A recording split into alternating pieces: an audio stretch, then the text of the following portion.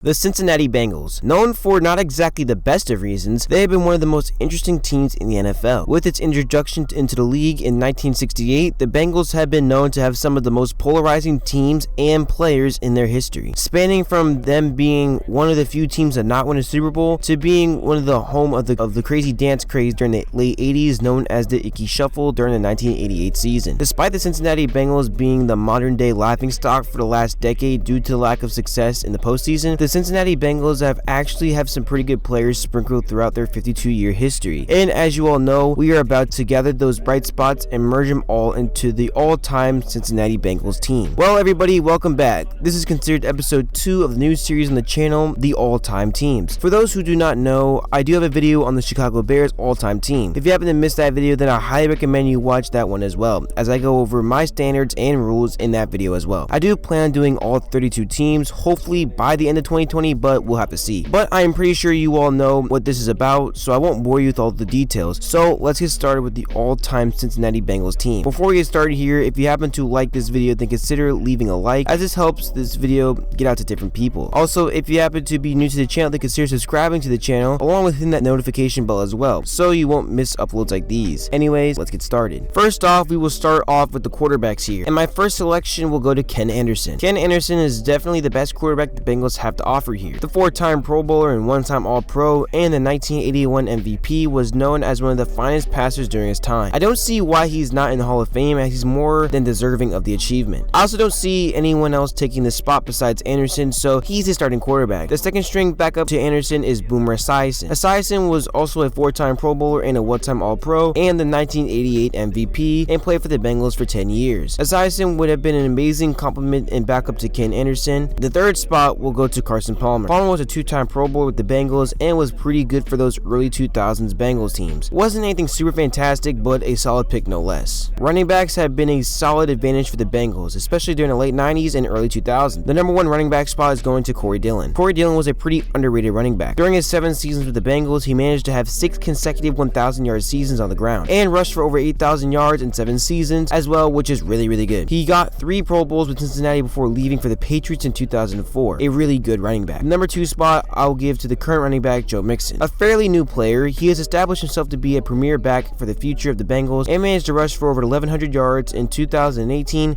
and 2019. I do see Mixon further progressing that, along with his 80% catch rate. He is a good receiving option. The third running back spot will go to Rudy Johnson. Their Pro Bowl running back was at a high level from 2004 to 2006, earning a Pro Bowl selection in 2004 respectively. Good backup and a third down option for Dillon and Mixon. Next position group to cover is the wide receivers, and the number 1 spot will go to Chad Johnson. You already know Ocho Cinco had to make the number 1 spot. I would not have it any other way. The 6-time Pro Bowler and a 2-time All-Pro is currently number 1 in total receiving yards and touchdowns as well, and he is by far the best Bengals receiver in franchise history, so this one was a no-brainer. Second receiving option will go to AJ Green. At this point, Green has been suffering injury for the last 2 seasons. However, when healthy, he is a game changer. Being second all-time for receiving yards and touchdowns, the 7-time consecutive Pro Bowler managed to have 5 straight 1,000-yard seasons and was considered the top-tier receiver, and still is when healthy. Third receiver will belong to Isaac Curtis. Curtis played with the Bengals for 12 seasons and has been a solid option for Anderson. Although never having a 1,000-yard season, he did qualify for the Pro Bowl from 1973 to 1976 and is third in receiving yards in franchise history, so he'll be wide receiver number 3 or the slot option. His 6'1" height works with his role as well. Fourth receiving option is Carl Pickens. Pickens was a Bengals receiver for 8 seasons and earned 2 consecutive Pro Bowl selections in 1995 and 1996. He also had 4 1,000-yard seasons out of the 8 years playing and was selected as Rookie of the Year and had 63 touchdowns. Fifth receiving option will be TJ Houshmandzadeh. The 1-time Pro Bowler has the highest catch rate by any wide receiver in Bengals history, so he'll be a good safety net. The final receiving spot will go to Chris Collinsworth. Collinsworth was a 3-time consecutive Pro Bowler, and out of his 8 seasons playing with the Bengals, he had 4 1,000-yard seasons as well. A solid receiver for sure. Wide receivers are covered, and overall they look really good. I see Chad Johnson and the 6'4"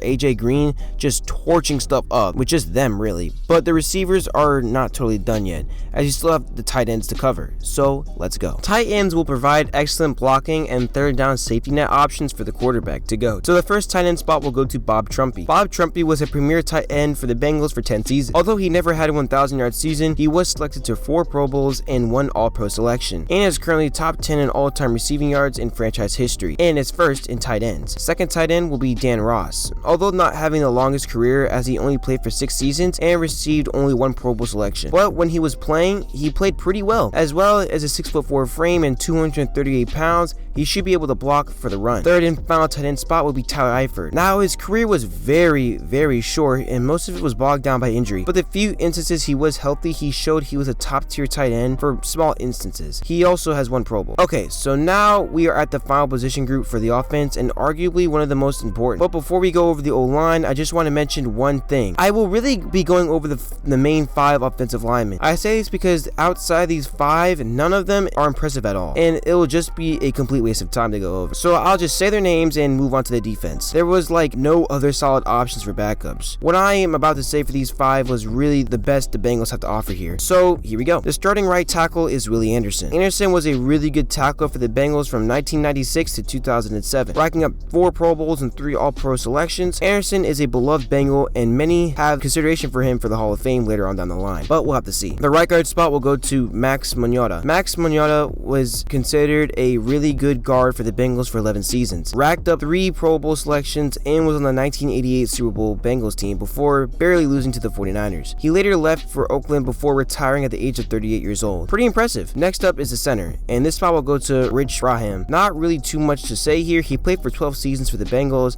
and never reached a Pro Bowl, but he was a pretty good role player. Left guard will be Pat Matson. Matson was a role player and played for the Bengals for 6 seasons, and was one of the first linemen to ever play on the Bengals in 1968. Never reached a Pro Bowl, but he did do his job. The left tackle spot will go to Anthony Munoz. Munoz is definitely the bright spot on this team, as he was an 11-time Pro Bowl and a 9-time All-Pro, and known as one of the best linemen in NFL history. Okay, so here are the backup spots. Like I said earlier, no one is really worth mentioning.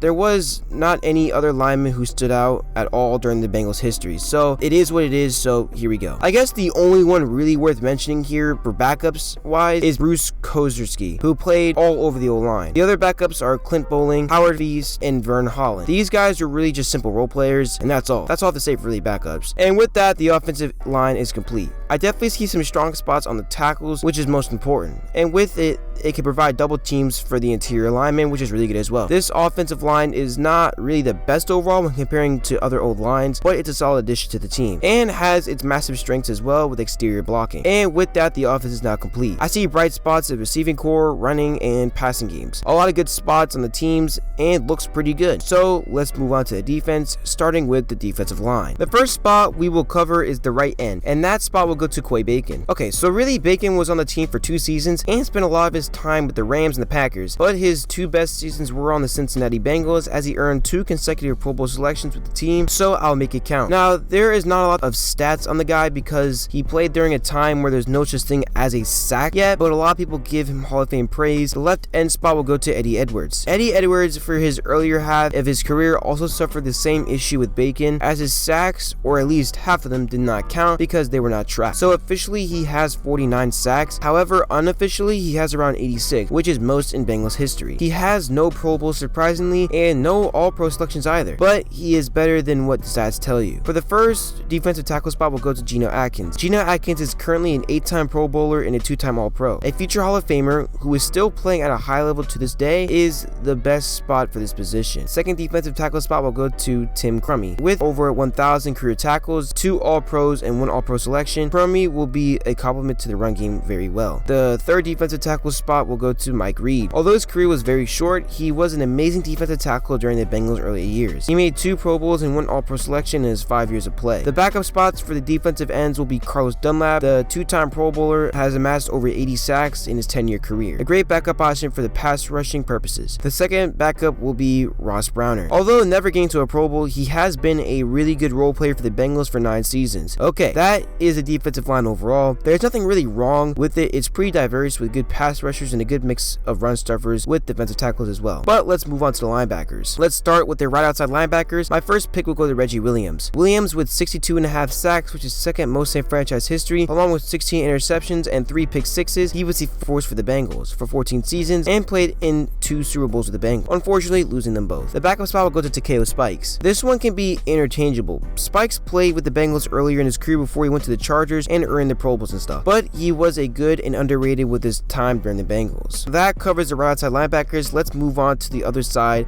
and cover the left outside linebackers. Starting spot will go to James Francis. During his 9 years with the Bengals, he has amassed over 500 tackles, 11 forced fumbles, and 33.5 sacks, and being 6'5", he was a good outside linebacker for the Bengals and a great role player. Backup spot will go to Al Beauchamp. He was actually one of the first defensive players to play for the Bengals in 1968. From then until 1975, he was known as a quick and good tackler. Not much we know about him statistically, but we do know he was more of a coverage linebacker with 15 interceptions. That is all for the outside linebackers, so let's go to the middle and have a look at the middle linebackers. The starting middle linebacker will go to Jim LeClaire. The Pro Bowl linebacker was considered a premier linebacker for the Bengals during the 1970s, with leading the team in tackles and also racked up 10 interceptions as well. Second spot will go to Brian Simmons. During Simmons' 9-year career with the Bengals, he has 529 career solo tackles, 13 forced fumbles, and 24 sacks. Although having no Pro Bowl selections, he was still a premier linebacker. Final middle linebacker spot will go to Cameron Glenn. Glenn was a solid role player for the Bengals for 10 seasons. Wasn't anything spectacular, but the best at the position the team can offer. Okay, so that covers all the linebackers. Overall, pretty solid. It's not anywhere near the Bears linebacker core in the last all-team video, but for what it is, it's not too bad. And I would say this is the best the Bengals have to offer for linebackers. So let's cover the last defensive position group on this team, and that is the secondary. So let's go with the cornerbacks first. The starting cornerback for the all-time Bengals team will be Lamar Parrish. Parrish was an amazing corner from 1970 to 1977. The 8-time Pro Bowler and 1-time All-Pro, was an interception machine, racking up 47 interceptions. Parrish should be getting Hall of Fame consideration, and he might be getting in the Hall of Fame very soon, making him the possible second Bengals player to ever get there. Second cornerback spot will belong to Ken Riley. Ken Riley was an All-Pro corner for 15 seasons, a more of a man-to-man island type corner. He managed to get an All-Pro selection during his last season at the age of 36. Not bad. Third cornerback spot will go to Louis Breeden. Breeden, although having no Pro Bowls under his belt, he was selected to an All-Pro team. He racked up 33 interceptions and had a record 102-yard pick six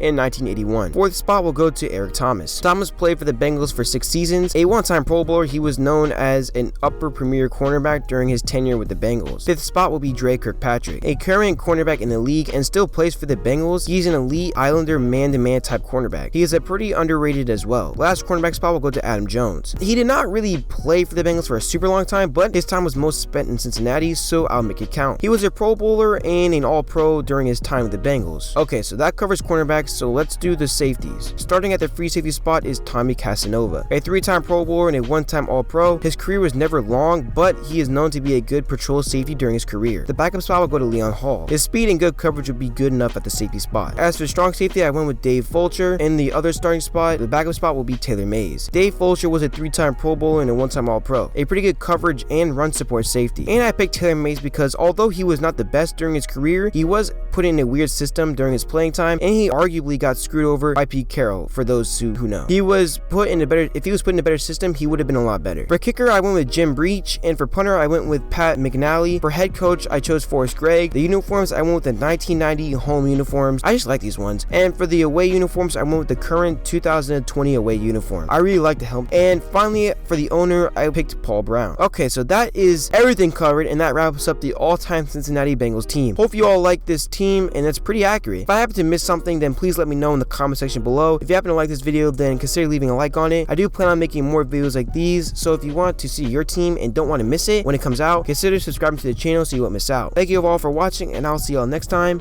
Peace out, and have a good day.